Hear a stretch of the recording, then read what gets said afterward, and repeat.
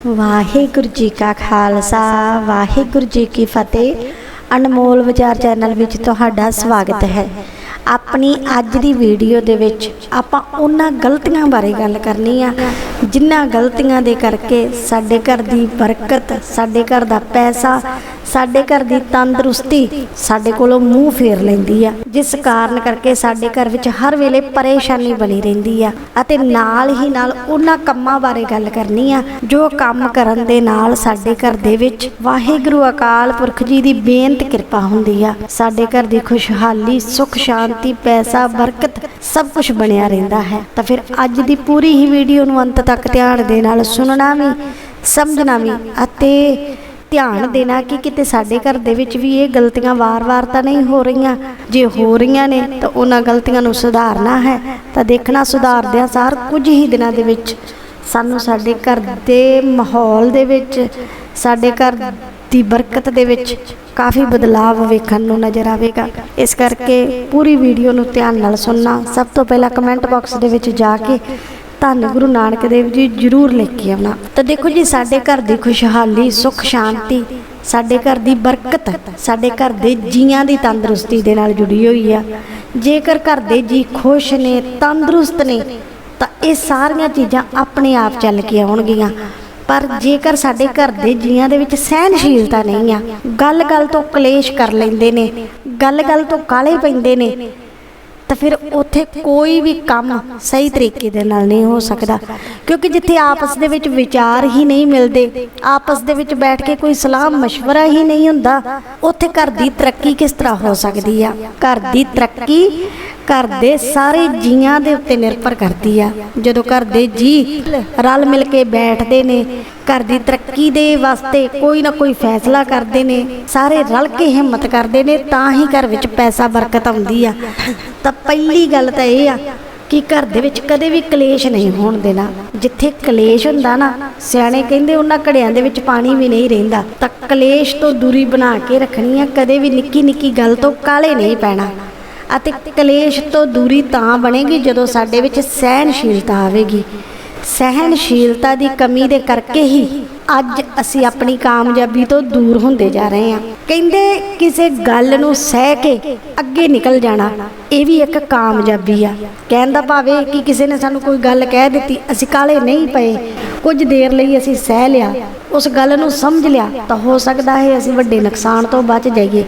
पर जो लोग अक्सर ही गल सुनदे सर काले पै जांदे ने, नाल दी नाल ही किसी नतीजे दे उत्ते पहुंच जांदे ने, कोई ना कोई एक्शन लै लैंदे ने, तो हमेशा ही अपना नुकसान करवा लेंदे ने। इसलिए कदे भी कोई भी जिंदगी दे विच किसी भी तरह का हालात बनता है ना, एक बारी सहनशीलता दे नाल पूरी गल नूं सुनो, विचारो, फिर किसी फैसले दे उत्ते पहुंचो। अते दूसरी गल कि घर दे विच जिन्ना ही आपां अन्न दा सत्कार करांगे ना, उन्ना ही साडे घर दे विच बरकत आवेगी। पर साडे कोलों जाणे अनजाणे दे विच कई गलतियां हो जांदियां ने, जिन्हां गलतियां दे करके असी अन्न दा अनादर कर बैठदे हां अते घर दे विच बरकत नूं बूहे तो मोड़ दिंदे हां। पहली गलती की कई वार घर दे जी गुस्से हो के खाना छड्ड दिंदे ने, रोटी छड्ड दिंदे ने कि मैं रोटी नहीं खानी। तो जेकर असी हुंदिआं रोटी नहीं खा रहे तो यह भी अन्न की बेकदरी आ। कई लोग गुस्से दे विच आके वार वार थाली नूं मोड़दे ने कि मैं रोटी नहीं खानी, जां गुस्से विच आके थाली सुੱਟ दिंदे ने, भोजन जमीन ते सुੱਟ दिंदे ने, तो वह भी अन्न दा अनादर आ। कई लोग झूठ बहुत छड्डदे ने, भाव कि लोड़ तो वध अपनी थाली दे विच खाना पवा लेना फिर खाना ना, ये भी अन्न दा अनादर आ। कई बार भैणां बीबियां रसोई दे विच काम करदिआं होइआं जिस तरह दुੱਧ उबल जाता है, तो वो दुੱਧ नूं साफ करके जां डस्टबिन दे विच पा दिंदिआं ने, जां सिंक दे विच सुੱਟ दिंदिआं ने, ये भी अन्न दा अनादर आ। जां खाना बनाउंदे होए खाने नूं विच्चों ही चैक कर लेना, खा लेना, ये भी अन्न दा अनादर आ। अपने घर दे विच जिन्नी सफाई रहेगी, जिन्नी सुचमता रहेगी, उन्नी ही घर दे विच बरकत आवेगी। तो फिर मेरिया भैणां ने भी रसोई दे विच काम कार करदिआं होइआं इस गल दा पूरा ध्यान देना है कि कदे भी खाना बनाउंदिआं विचों विचों चैक नहीं करना कि किस तरह दा बनिआ है, चल देख लैंदे आ। अते कदे भी किसी नूं झूठा नहीं छकाउणा। कई बार सानूं ये गल बड़ी निक्की जी लगदी है, जिस तरह घर दे किसी जी ने थाली दे विच कुछ भोजन छड्ड दित्ता, कौली दे विच सब्जी छड्ड दित्ती, तां आपां उसे कौली दे विच दूसरे जणे नूं ਸਬਜ਼ੀ ਪਾ ਕੇ ਉਸੇ ਥਾਲੀ ਦੇ ਵਿੱਚ ਭੋਜਨ ਦੇ ਦਿੰਦੇ ਆ। ਹਾਂ, ਜੇਕਰ ਕੋਈ ਆਪਣੀ ਮਰਜ਼ੀ ਦੇ ਨਾਲ ਦੋ ਜੀ ਇਕੱਠੇ ਬੈਠ ਕੇ ਖਾ ਰਹੇ ਨੇ ਤਾਂ ਉਹ ਤਾਂ ਠੀਕ ਆ, ਪਰ ਜਦੋਂ ਆਪਾਂ ਕਿਸੇ ਨੂੰ ਝੂਠ ਦਿੰਦੇ ਆ ਨਾ ਤਾਂ ਉਹ ਬੜਾ ਹੀ ਵੱਡਾ ਅੰਨ ਦਾ ਅਨਾਦਰ ਆ ਅਤੇ ਝੂਠ ਅਤੇ ਝੂਠ ਨੂੰ ਇੱਕ ਬਰਾਬਰ ਮੰਨਿਆ ਜਾਂਦਾ ਹੈ। ਕਦੇ ਵੀ ਕਿਸੇ ਨੂੰ ਝੂਠੀ ਥਾਲੀ ਦੇ ਵਿੱਚ ਭੋਜਨ ਨਹੀਂ ਦੇਣਾ। ਕਈ ਵਾਰ ਭੈਣਾਂ ਬਰਤਨ ਸਾਫ਼ ਕਰਨ ਦੇ ਆਲਸ ਤੋਂ ਇੱਕੋ ਬਰਤਨ ਦੇ ਵਿੱਚ ਹੀ ਸਾਰਿਆਂ ਨੂੰ ਭੋਜਨ ਛਕਾ ਦਿੰਦੇ ਨੇ, ਤਾਂ ਇਹ ਕੁਝ ਵੀ ਫਰਕ ਨਹੀਂ ਪੈਂਦਾ।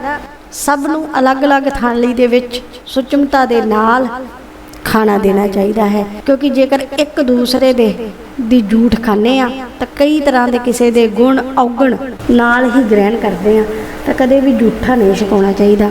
ਅਤੇ ਉਸ ਤੋਂ ਬਾਅਦ ਗੱਲ ਆ ਮੇਰੇ ਵੀਰਾਂ ਦੇ ਲਈ, ਘਰ ਦੇ ਵਿੱਚ ਕਈ ਮੇਰੇ ਵੀਰ ਬੜਾ ਹੀ ਅਪਸ਼ਬਦ ਬੋਲਦੇ ਨੇ। ਕਈ ਘਰਾਂ ਦੇ ਵਿੱਚ ਔਰਤ ਨੂੰ ਇੰਨਾ ਸਨਮਾਨ ਨਹੀਂ ਦਿੱਤਾ ਜਾਂਦਾ, ਪਰ ਘਰ ਦੀ ਬਰਕਤ ਦਾ ਸਿੱਧਾ ਸੰਬੰਧ ਘਰ ਦੀ ਔਰਤ ਦੇ ਨਾਲ ਹੁੰਦਾ ਹੈ। ਜਿੰਨੀ ਘਰ ਦੀ ਔਰਤ ਖੁਸ਼ ਰਹੇਗੀ, ਸ਼ਾਂਤ ਰਹੇਗੀ, ਓਨੀ ਹੀ ਘਰ ਵਿੱਚ ਬਰਕਤ ਆਵੇਗੀ, ਕਿਉਂਕਿ ਘਰ ਦੀ ਔਰਤ ਦੀ ਖੁਸ਼ੀ ਅਤੇ ਉਹਦੇ ਮਨ ਦੀ ਸ਼ਾਂਤੀ ਦੇ ਨਾਲ ਹੀ ਸਾਡੇ ਜੀਆਂ ਦੀ ਤੰਦਰੁਸਤੀ ਜੁੜੀ ਆ। ਕਿਉਂਕਿ ਜੋ ਖਾਣਾ ਮੇਰੀ ਭੈਣ ਨੇ ਬਣਾਉਣਾ ਹੈ, ਉਹ ਖਾਣੇ ਦੇ ਵਿੱਚ ਜੋ ਵੀ ਉਹਦੇ ਦਿਮਾਗ ਵਿੱਚ ਚੱਲਦਾ ਹੋਵੇਗਾ ਉਹ ਸਭ ਕੁਝ ਭਰ ਜਾਂਦਾ ਹੈ, ਫਿਰ ਉਹੀ ਐਨਰਜੀ ਸਾਡੇ ਤੱਕ ਪਹੁੰਚਦੀ ਆ। ਇਸੇ ਕਰਕੇ ਹੀ ਬੀਬੀਆਂ ਨੂੰ ਕਿਹਾ ਜਾਂਦਾ ਨਾ ਕਿ ਜਦੋਂ ਵੀ ਖਾਣਾ ਬਣਾਉਣਾ ਹੈ ਮਨ ਵਿੱਚ ਚੰਗੇ ਵਿਚਾਰ ਚੱਲਣੇ ਚਾਹੀਦੇ ਨੇ, ਗੁਰਬਾਣੀ ਦਾ ਪਾਠ ਕਰਦਿਆਂ ਹੋਇਆਂ ਖਾਣਾ ਬਣਾਉਣਾ ਚਾਹੀਦਾ ਹੈ, ਤਾਂ ਜੋ ਖਾਣਾ ਖਾਣ ਵਾਲੇ ਸਾਰੇ ਜੀਆਂ ਦੇ ਉੱਤੇ ਇਸ ਗੱਲ ਦਾ ਚੰਗਾ ਅਸਰ। ਇਸ ਕਰਕੇ ਮੇਰੇ ਵੀਰਾਂ ਨੂੰ ਜਾਂ ਘਰ ਦੇ ਬਾਕੀ ਜੀਆਂ ਨੂੰ ਇਹ ਧਿਆਨ ਰੱਖਣਾ ਚਾਹੀਦਾ ਹੈ ਕਿ ਘਰ ਦੀਆਂ ਔਰਤਾਂ, ਧੀਆਂ, ਭੈਣਾਂ ਖੁਸ਼ ਰਹਿਣੀਆਂ ਚਾਹੀਦੀਆਂ ਨੇ, ਤਾਂ ਹੀ ਸਾਡੇ ਘਰ ਦੀ ਬਰਕਤ ਬਣੀ ਰਹਿ ਸਕਦੀ ਆ। ਜਿੰਨਾ ਹੀ ਘਰ ਦੇ ਵਿੱਚ ਅਨਾਜ ਦਾ ਸਤਿਕਾਰ ਹੋਵੇਗਾ, ਔਰਤ ਦਾ ਸਨਮਾਨ ਹੋਵੇਗਾ, ਉਨੀਆਂ ਹੀ ਸਾਡੇ ਘਰ ਦੀਆਂ ਖੁਸ਼ੀਆਂ ਵੱਧਦੀਆਂ ਜਾਣਗੀਆਂ। ਤਾਂ ਕਦੇ ਵੀ ਅਨਾਜ ਨੂੰ ਪੈਰ ਨਹੀਂ ਲਾਉਣਾ। ਕਈ ਲੋਕ ਪੈਰਾਂ ਦੇ ਨਾਲ ਹੀ ਅਨਾਜ ਨੂੰ ਇੱਧਰ ਕਰ ਦਿੰਦੇ ਨੇ, ਜਿਸ ਤਰ੍ਹਾਂ ਚੌਲਾਂ ਨੂੰ, ਆਟੇ ਨੂੰ। ਤਾਂ ਕਦੇ ਵੀ ਕਿਸੇ ਵੀ ਪ੍ਰਕਾਰ ਦੇ ਕਿਸੇ ਵੀ ਅਨਾਜ ਨੂੰ ਪੈਰ ਨਹੀਂ ਲੱਗਣਾ ਚਾਹੀਦਾ, ਅਤੇ ਕਦੇ ਵੀ ਘਰ ਵਿੱਚ ਆਪਣੀ ਰਸੋਈ ਵਿੱਚ ਝੂਠੇ ਬਰਤਨ ਨਹੀਂ ਰਹਿਣ ਦੇਣੇ ਚਾਹੀਦੇ। ਨਾਲ ਦੀ ਨਾਲ ਹੀ ਝੂਠੇ ਬਰਤਨ ਸਾਫ਼ ਕਰਨੇ ਚਾਹੀਦੇ ਨੇ। ਅਤੇ ਇਹ ਗੱਲ ਅਜਮਾ ਕੇ ਦੇਖ ਲਿਓ, ਜਿਹੜੀ ਵੀ ਔਰਤ ਘਰ ਦੇ ਵਿੱਚ ਝੂਠੇ ਬਰਤਨਾਂ ਦੀ ਸੇਵਾ ਕਰਦੀ ਆ, ਭਾਵ ਕਿ ਘਰ ਦੇ ਜੀਆਂ ਦੇ ਝੂਠੇ ਬਰਤਨ ਧੋਂਦੀ ਹੈ ਨਾ, ਉਹਦੇ ਹੱਥ ਵਿੱਚ ਇੰਨੀ ਬਰਕਤ ਹੁੰਦੀ ਆ ਨਾ ਕਿ ਉਹ ਜਿਸ ਚੀਜ਼ ਨੂੰ ਵੀ ਹੱਥ ਲਾਉਂਦੀ ਆ ਉਹ ਚੀਜ਼ ਦੇ ਵਿੱਚ ਥੋੜ ਨਹੀਂ ਆਉਂਦੀ। ਇਹ ਗੱਲ ਤੁਸੀਂ ਅਜਮਾ ਕੇ ਦੇਖ ਲੈਣਾ। ਤਾਂ ਫਿਰ ਇਹਨਾਂ ਗੱਲਾਂ ਦਾ ਧਿਆਨ ਜ਼ਰੂਰ ਰੱਖਣਾ ਹੈ ਕਿ ਕਦੇ ਵੀ ਘਰ ਦੇ ਵਿੱਚ ਬਿਨਾਂ ਵਜ੍ਹਾ ਤੋਂ ਜਾਂ ਕਿਸੇ ਵਜ੍ਹਾ ਕਰਕੇ ਵੀ ਕਲੇਸ਼ ਨਹੀਂ ਰਹਿਣ ਦੇਣਾ। ਹਮੇਸ਼ਾ ਘਰ ਦੇ ਜੀਆਂ ਨੇ ਆਪਸ ਵਿੱਚ ਪ੍ਰੇਮ ਪਿਆਰ ਦੇ ਨਾਲ ਰਹਿਣਾ ਹੈ। ਦੂਸਰੀ ਗੱਲ ਕਿ ਜਿੰਨਾ ਅੰਨ ਦਾ ਸਤਿਕਾਰ ਕਰਾਂਗੇ ਉਨਾ ਹੀ ਘਰ ਵਿੱਚ ਬਰਕਤ ਆਵੇਗੀ। ਤੀਸਰਾ ਕਿ ਕਦੇ ਵੀ ਅੰਨ ਦਾ ਅਨਾਦਰ ਨਹੀਂ ਕਰਨਾ, ਅੰਨ ਨੂੰ ਭੁੰਜੇ ਜ਼ਮੀਨ ਤੇ ਨਹੀਂ ਸੁੱਟਣਾ, ਨਾ ਗੁੱਸੇ ਵਿੱਚ ਨਾ ਹੀ ਕਿਸੇ ਗਲਤੀ ਦੇ ਕਰਕੇ। ਅਤੇ ਤੀਸਰਾ, ਕਦੇ ਵੀ ਕਿਸੇ ਨੂੰ ਝੂਠ ਨਹੀਂ ਖਵਾਉਣੀ। ਅਤੇ ਉਸ ਤੋਂ ਬਾਅਦ ਕਿ ਖਾਣਾ ਬਣਾਉਂਦੇ ਹੋਏ ਹਮੇਸ਼ਾ ਗੁਰਬਾਣੀ ਦਾ ਜਾਪ ਕਰਨਾ ਹੈ। ਮਨ ਵਿੱਚ ਚੰਗੇ ਵਿਚਾਰ ਲੈ ਕੇ ਆਉਣੇ ਨੇ, ਕਿਉਂਕਿ ਖਾਣਾ ਬਣਾਉਣ ਵਾਲੇ ਦੀ ਮਨ ਦੀ ਊਰਜਾ ਖਾਣੇ ਦੇ ਰਾਹੀਂ ਖਾਣਾ ਖਾਣ ਵਾਲਿਆਂ ਤੱਕ ਪਹੁੰਚਣੀ ਆ। ਅਤੇ ਉਸ ਤੋਂ ਬਾਅਦ ਘਰ ਦੀ ਔਰਤ ਦਾ ਜਿੰਨਾ ਸਤਿਕਾਰ ਹੋਵੇਗਾ ਨਾ, ਜਿੰਨਾ ਹੀ ਘਰ ਦੀ ਔਰਤ ਖੁਸ਼ ਰਹੇਗੀ, ਉਨੀ ਹੀ ਘਰ ਵਿੱਚ ਬਰਕਤ ਆਉਂਦੀ ਆ। ਤਾਂ ਮੇਰੇ ਵੀਰਾਂ ਨੂੰ ਵੀ ਇਹ ਖਾਸ ਧਿਆਨ ਦੇਣਾ ਚਾਹੀਦਾ ਹੈ ਕਿ ਕਦੇ ਵੀ ਆਪਣੀ ਪਤਨੀ, ਭੈਣ, ਮਾਂ ਦੇ ਨਾਲ ਉੱਚੀ ਆਵਾਜ਼ ਵਿੱਚ ਗੱਲ ਨਹੀਂ ਕਰਨੀ, ਬਿਨਾਂ ਵਜ੍ਹਾ ਤੋਂ ਉਹਨਾਂ ਦਾ ਮਨ ਦੁਖੀ ਨਹੀਂ ਕਰਨਾ। ਉਸ ਤੋਂ ਬਾਅਦ ਗੱਲ ਆਉਂਦੀ ਆ ਕਿ ਕਦੇ ਵੀ ਜਿਸ ਤਰ੍ਹਾਂ ਆਟੇ ਵਾਲੀ ਡਰਮੀ ਹੋ ਗਈ ਜਾਂ ਚੌਲਾਂ ਵਾਲੀ ਡਰਮੀ, ਕਿਸੇ ਵੀ ਤਰ੍ਹਾਂ ਦੇ ਅਨਾਜ ਨੂੰ ਪੈਰ ਨਾਲ ਅੱਗੇ ਪਿੱਛੇ ਨਹੀਂ ਕਰਨਾ। ਅਤੇ ਇੱਥੇ ਇੱਕ ਗੱਲ ਹੋਰ, ਕੇਸਾਂ ਦਾ ਸਤਿਕਾਰ ਪੂਰਾ ਕਰਨਾ ਹੈ। ਜਿਸ ਤਰ੍ਹਾਂ ਕੰਘੀ ਦੇ ਵਾਲ ਹੋ ਗਏ ਜਾਂ ਵਾਹੁੰਦਿਆਂ ਹੋਇਆਂ ਵਾਲ ਭੁੰਜੇ ਜ਼ਮੀਨ ਤੇ ਡਿੱਗ ਜਾਂਦੇ ਨੇ, ਤਾਂ ਉਹਨਾਂ ਨੂੰ ਪਿਆਰ ਸਤਿਕਾਰ ਦੇ ਨਾਲ ਚੁੱਕ ਕੇ ਉਹਨਾਂ ਦਾ ਸੰਸਕਾਰ ਕਰ ਦੇਣਾ ਹੈ, ਨਾ ਕਿ ਉਹਨਾਂ ਨੂੰ ਡਸਟਬਿਨ ਦੇ ਵਿੱਚ ਸੁੱਟਣਾ ਹੈ। ਤੇ ਜੇਕਰ ਆਪਾਂ ਇਹਨਾਂ ਕੁਝ ਕੁ ਗੱਲਾਂ ਦਾ ਧਿਆਨ ਰੱਖਦੇ ਹਾਂ ਨਾ, ਤਾਂ ਸਾਡੇ ਘਰ ਦੀ ਬਰਕਤ ਬਣੀ ਰਹਿ ਸਕਦੀ ਆ। ਅਤੇ ਅੱਜ ਦੀ ਵੀਡੀਓ ਦੇ ਵਿੱਚ ਜੋ ਵੀ ਆਪਾਂ ਗੱਲਾਂ ਸ਼ੇਅਰ ਕੀਤੀਆਂ ਨੇ, ਇਹ ਕੁਝ ਮੇਰੇ ਆਪਣੇ ਕੀਤੇ ਹੋਏ ਤਜਰਬੇ ਨੇ, ਕੁਝ ਮੇਰੀਆਂ ਭੈਣਾਂ ਨੇ ਆਪਣੇ ਤਜਰਬੇ ਸਾਂਝੇ ਕੀਤੇ ਸਨ, ਅਤੇ ਕੁਝ ਸਾਡੇ ਬਜ਼ੁਰਗਾਂ ਦੀ ਦਿੱਤੀ ਹੋਈ ਮੱਤ ਆ। ਇਸ ਕਰਕੇ ਇਸ ਵੀਡੀਓ ਦੀਆਂ ਗੱਲਾਂ ਨੂੰ ਮੰਨਣਾ ਚਾਹੇ ਨਾ ਮੰਨਣਾ, ਇਹ ਤੁਹਾਡੀ ਆਪਣੀ ਮਰਜ਼ੀ ਆ। ਅਸੀਂ ਸਿਰਫ ਆਪਣੇ ਤਜਰਬੇ ਤੁਹਾਡੇ ਨਾਲ ਸਾਂਝੇ ਕੀਤੇ ਨੇ। ਜੇਕਰ ਵੀਡੀਓ ਚੰਗੀ ਲੱਗੀ ਹੋਈ ਤਾਂ ਇਸ ਨੂੰ ਲਾਈਕ ਅਤੇ ਸ਼ੇਅਰ ਕਰ ਦੇਣਾ, ਅਤੇ ਜੇਕਰ ਕੋਈ ਗਲਤੀ ਰਹਿ ਗਈ ਹੋਵੇ ਤਾਂ ਮਾਫ ਕਰ ਦੇਣਾ।